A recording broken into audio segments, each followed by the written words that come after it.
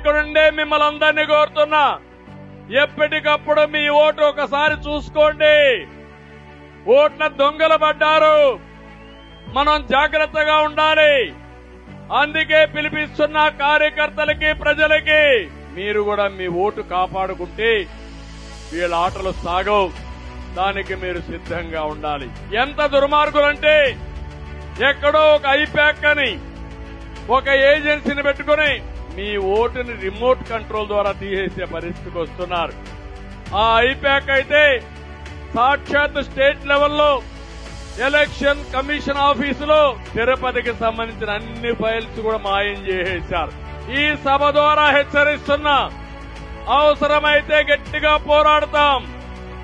ఎవరైతే ఆ ఫైల్స్ దొంగిలించారో వాళ్ళని సిబిఐ ఎంక్వైరీ చేయాలి, దోషుల్ని కఠినంగా శిక్షించాలి. ఒకవేళ శిక్షించకపోతే శిక్షించే వరకు తెలుగుదేశం పార్టీ వదిలిపెట్టమని వాళ్ళందరినీ కూడా హెచ్చరిస్తున్నా.